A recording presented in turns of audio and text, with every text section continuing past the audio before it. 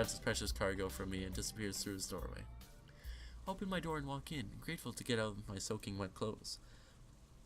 The rain outside picks up, and I find myself hoping that Emmy's not out running in this weather.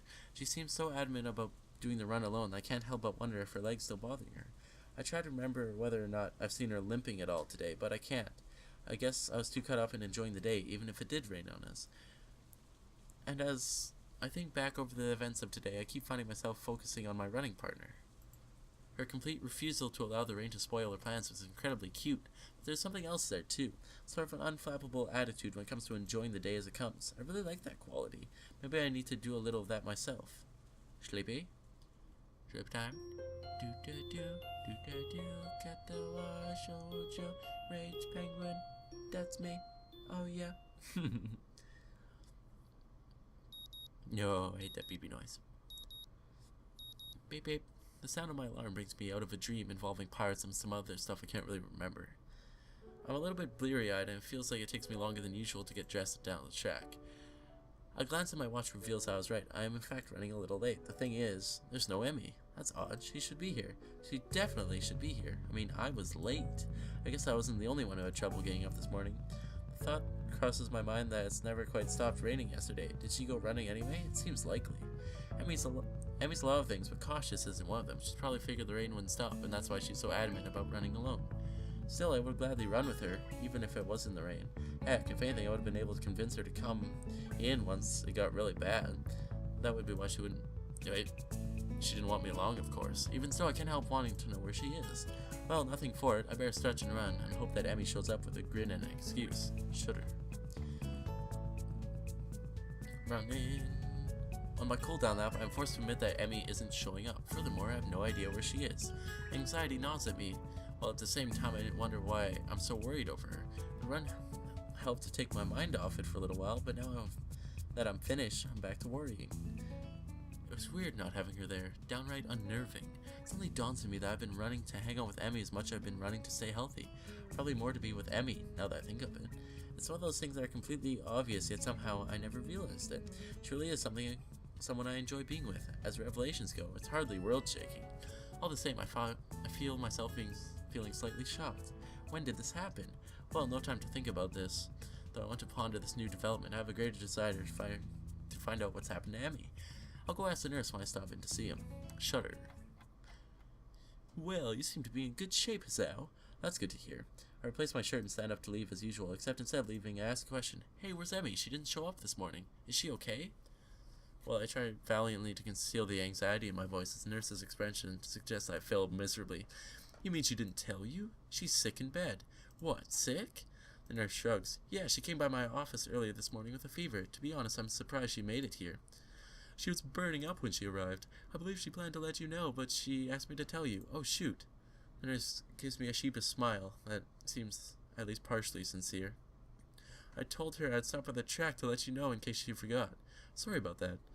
But we don't need to tell Emmy I forgot, right? I return the nurse's smile with a devious one of my own. Oh, of course not.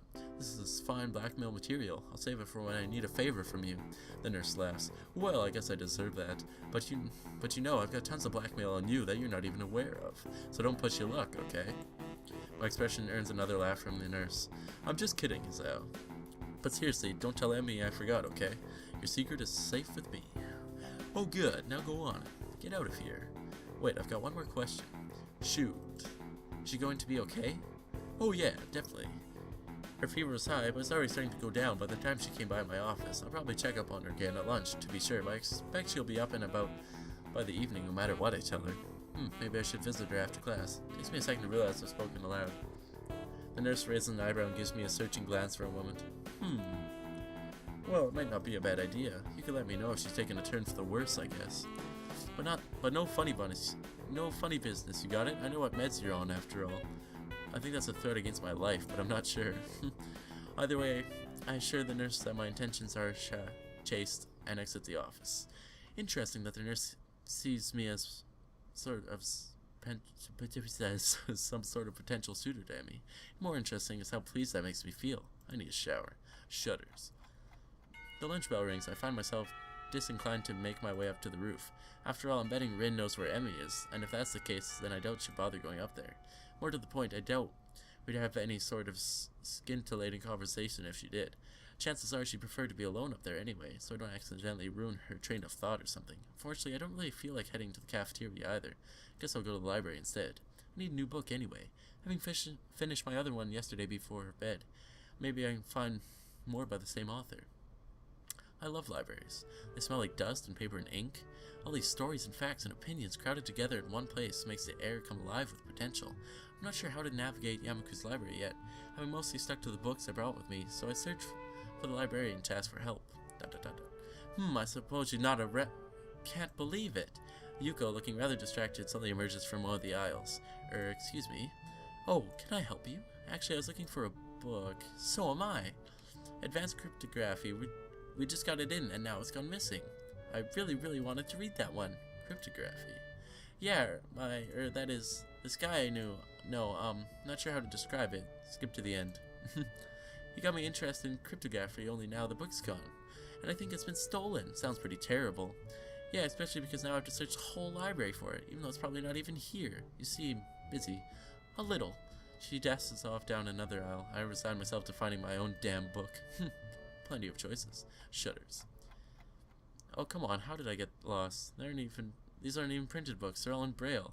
Guess that makes sense in a school like this, but honestly, it's a little annoying. I'm sorry, is someone there? A little voice shifts out from behind one of the cubicles set up for research.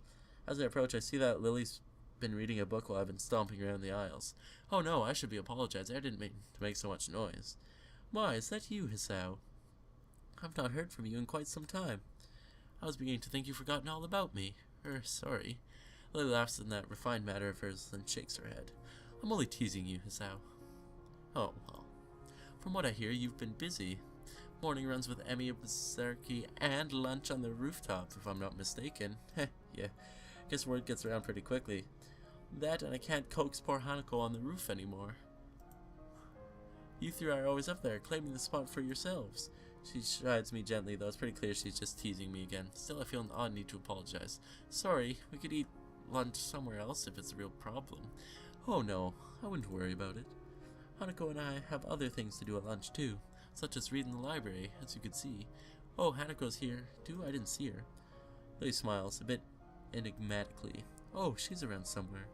But I'm surprised, Hisao, you're in here instead of up there. What brings you to the library? Well, Emmy's ill, so there's no lunch on the rooftop to keep me occupied.